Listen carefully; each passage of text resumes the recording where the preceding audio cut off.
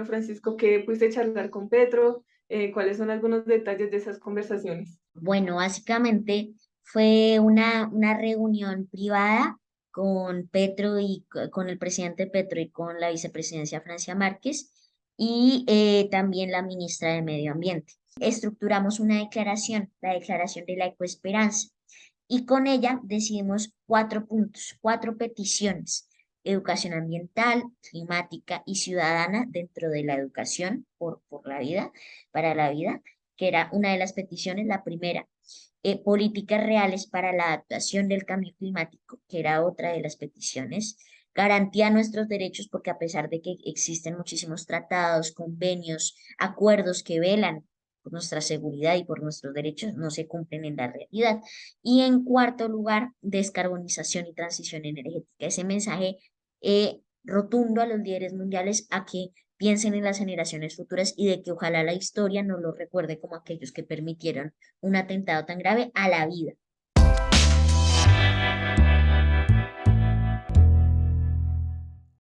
Un saludo a nuestros amigos y seguidores de quienique.com. El de hoy nos encontramos con Francisco Vera. Él es un invitado muy especial, pues hoy vino a hablarnos sobre su activismo ambiental que ha llevado a lo largo de estos años en Colombia. Además, pues recientemente estuvo en la COP27, pues hablando también con el presidente Gustavo Petro. Francisco, es un gusto que estés con nosotros aquí en Quienique. Hola, muy buenas, un gusto igualmente, el gusto es mío, básicamente un placer estar hoy contigo, bueno, con todos ustedes, no con toda la audiencia que ve esto, un gusto. Bueno, Francisco, pues me gustaría que iniciáramos hablando un poco sobre tu historia de vida, pues cómo inició este interés por el activismo ambiental, también por los derechos a la vida. Bueno, básicamente esto inicia desde hace mucho tiempo atrás, desde que tenía los 9 años, pues empecé justamente a movilizarme, digamos, con mis compañeros, con mis amigos del curso, y más que todo por varias razones. Primero, yo diría que es esa conciencia ambiental que me generó estar rodeado de un territorio tan biodiverso como lo es justamente, por ejemplo, mi pueblo Villeta. Está rodeado de animales, gallinas, patos, de todo, básicamente esa explosión como de naturaleza, ¿no?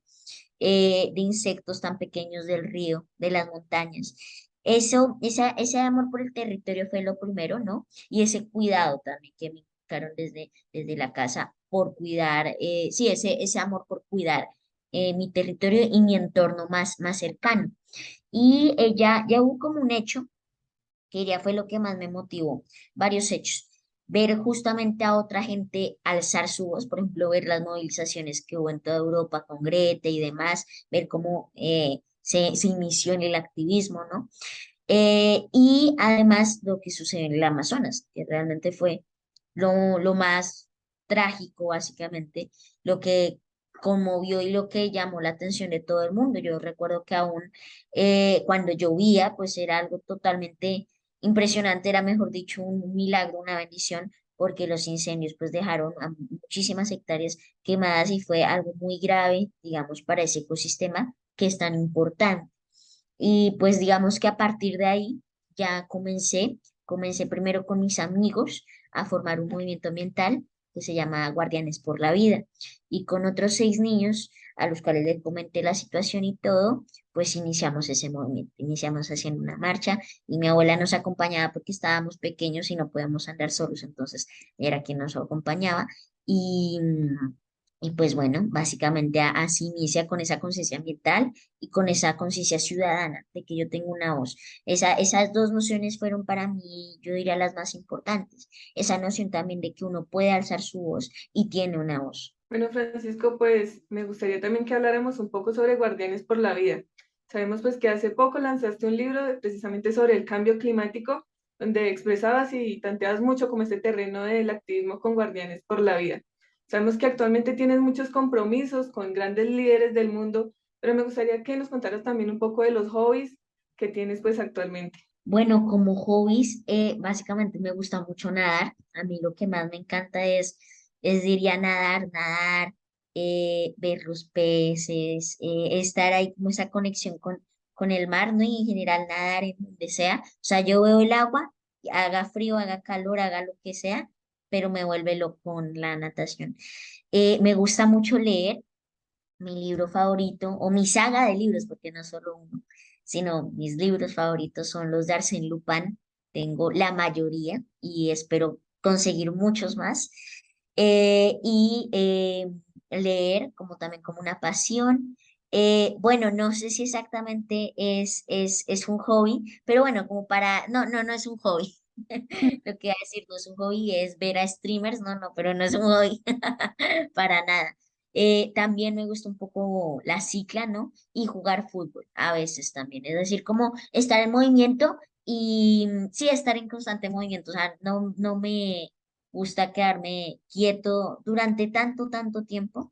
Y qué otro hobby, pues yo diría que eso es básicamente como esa pasión por el medio ambiente y además de esa pasión, pues los otros que te mencioné. Bueno, como contamos en un principio, pues Francisco hizo parte de la COP27, estuvo presente allí junto a los grandes líderes del mundo, pues que estaban tanteando el terreno sobre los compromisos que se van a hacer para combatir el cambio climático en todo el mundo. Francisco, pues, ¿cuál es el balance que encontraste allí? Bueno, realmente aún no se ha acabado la COP, ¿no? Quedan 2 días, o sea, el 18 de noviembre es justamente cuando se acaba. Yo estuve la primera semana y pude ver diversas cosas, mucho movimiento. Esta COP fue dirigida más que todo hacia las pérdidas y daños. Es decir, cuando hablamos de cambio climático, hablamos de tres principales cosas: mitigación, adaptación y pérdidas y daños. Mitigación es la manera en que vamos a reducir las consecuencias y los efectos del cambio climático. Así de sencillo. ¿Cómo reducimos el cambio climático? La adaptación es la manera en cómo nos aclimatamos, cómo creamos infraestructuras, educación, políticas al cambio climático. ¿Sí? Adaptación como un sinónimo, no sé, de acomodarnos, digamos. Pero cuando ya no es posible adaptar porque el daño es tal que no es posible, básicamente, estamos hablando de pérdidas y daños. Y eso fue de lo que se habló más que todo durante esta COP, de cómo los países del norte van a financiar la recuperación de esas pérdidas de daño de los países del sur, de los países que están en vía de desarrollo y que por tanto no tienen el nivel económico, no tienen la fuente económica para atacar esas pérdidas y daños, para solucionar y recuperar esas pérdidas y daños. Sobre eso se habló en esta COP. Una cosa a destacar que para mí fue muy importante fue el pabellón de los jóvenes y de los niños, el Youth and Children Pavilion, pero que más allá de los pabellones, no se incluyó de manera significativa a los niños y a los jóvenes dentro de las negociaciones. Hubo avances, pero acá lo clave es incluir a esas dos poblaciones, porque ya han habido muchísimas COP donde donde se ha venido exigiendo eso y no se ha logrado. De hecho, además de una de las cosas que quiero destacar, además de ese pabellón que es histórico, pero que no trasciende, digamos, hay otra cosa por destacar y es que, pues digamos, pude intervenir en la negociación del balance global. Para entender, la COP está compuesta de varias negociaciones. Hay una negociación sobre pérdidas y daños, una sobre adaptación, una sobre mitigación, sobre balance global. Y el balance global es un balance global, como lo indica, es decir, como una rendición de cuentas que se hace cada 3 años en la COP. Y en esta se hizo justamente porque hace 3 años. Dice un poco y habla acerca de qué es lo que se ha hecho para la mitigación, adaptación y para las demás políticas del cambio climático. Y yo, pues justamente pude hablar, digamos, pude redactar un documento que la delegación de Costa Rica, la representante de la delegación de Costa Rica en esa negociación, pudo decir justamente al resto de los negociadores y de países y que a su vez me permitieron hablar, lo cual pues fue algo pues me emocionó mucho, me puso muy feliz porque básicamente dentro de las negociaciones los menores de 18 años no pueden hablar, así que en ese sentido fue histórico. Bueno, Francisco, pues allí también hablaste con el presidente Gustavo Petro. Sabemos en Colombia pues que se han venido varias propuestas para reformar, como por ejemplo el cambio en la extracción de los hidrocarburos en Colombia. Bueno, Francisco, ¿qué pudiste charlar con Petro? ¿Cuáles son algunos detalles de esas conversaciones? Bueno, básicamente fue una reunión privada con Petro y con el presidente Petro y con la vicepresidencia Francia Márquez y también la ministra de Medio Ambiente. En ella, básicamente, antes de la COP, nosotros nos dimos cuenta que la participación de niños con los chicos de Guardianes por la Vida iba a ser muy reducida, además de que haya un pabellón. O sea, y que los niños vayan, o sea, que los menores de 14 años vayan allá, pues iba a ser muy difícil. No pudimos justamente pues participar significativamente como niños de Latinoamérica en general. Así que decidimos más bien formar una asamblea, nos reunimos en una reunión así como esta de Zoom y hablar o cuadrar, digamos, un poco qué íbamos a hacer y estructuramos una declaración, la declaración de la ecoesperanza. Y con ella decidimos 4 puntos, 4 peticiones: educación ambiental, climática y ciudadana dentro de la educación por la vida, para la vida, que era una de las peticiones, la primera. Políticas reales para la adaptación del cambio climático, que era otra de las peticiones. Garantía de nuestros derechos, porque a pesar de que existen muchísimos tratados, convenios, acuerdos que velan por nuestra seguridad y por nuestros derechos, no se cumplen en la realidad. Y en cuarto lugar, descarbonización y transición energética. Ese mensaje rotundo a los líderes mundiales a que piensen en las generaciones futuras y de que ojalá la historia no los recuerde como aquellos que permitieron un atentado tan grave a la vida en general de la Tierra. Esa petición, junto a 3.000 firmas impresas, o si en papel eso era así de grande, se las entrega al presidente justamente, no solo al presidente, bueno, pues en el caso de la reunión se lo entrega a él y a otros responsables, se lo entregué a la delegada de juventud del gobierno egipcio, al ministro de Ambiente de República Dominicana y a la viceministra también, a la presidenta del Comité de los Derechos del Niño de las Naciones Unidas, a la asesora de UNICEF para el cambio climático, que es Paloma Escudero, y a varias gente, pues justamente responsable para que estas voces quedaran entregadas. Esta declaración fue la que yo le entregué al presidente, le hablé un poco de ella, le comenté justamente cómo es de necesario de que además de incluir a los jóvenes, hablemos específicamente de la inclusión de niños y niñas. No, ya sabemos que está esa población de los jóvenes y de las infancias como tal.